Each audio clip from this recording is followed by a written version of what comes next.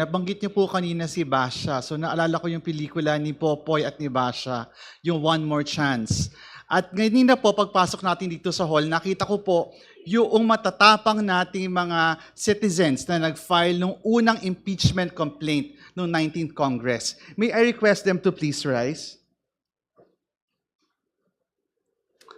Sila po yung representation ng One More Chance kasi po naudlot yung impeachment complaint na yon at ito yung one more chance nila para mapanagot ang Vice Presidente ng abuso sa kapangyarihan at nagnakaw sa kaban ng bayan. Salamat po.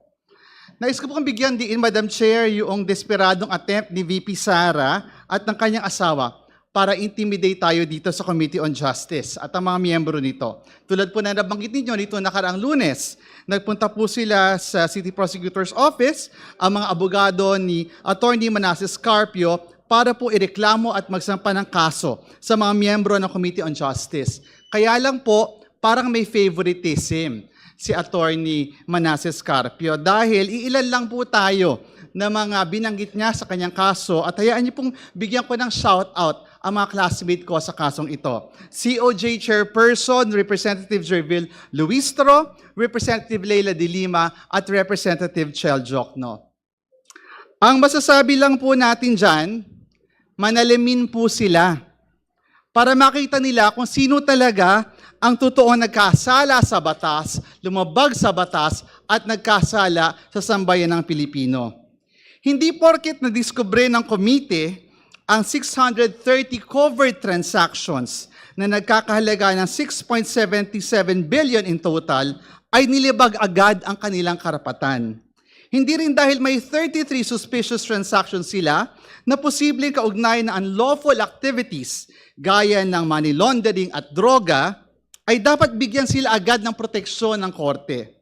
At lalong hindi dahil humigit kumulang 2.87 billion ang maaring sila po ay tumanggap na ayon sa ating pong Bank Secrecy Law ay maaari pa rin nariyaan dahil nga po ang nakita lamang natin ay yung inflow at outflow at nung ating pong sinubtract 2.87 billion ang natira. Hindi po ibig sabihin dahil nalaman natin ito at kung binasa nila na buo ang Bank Secrecy Law ay nag-violate na tayo ng batas. Linawin po natin, hindi si VP Sara Duterte at ang kanyang husband of the year, Man Scarpio, ang biktima dito. For the reference of everyone, napakalaking halaga po ng 2.87 billion pesos.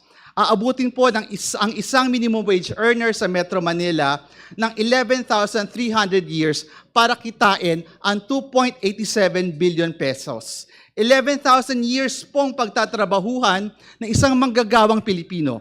Ang bilyong-bilyong pisong labas-masok sa mga accounts nila. At ilan po dito ay tumutugma pa sa mga deposito ng kanilang family friend na si Sammy Uy. Kung sino pa talaga ang may bilyones, sila pa talaga ang pumunta sa piskal para magsabing sila ay victim.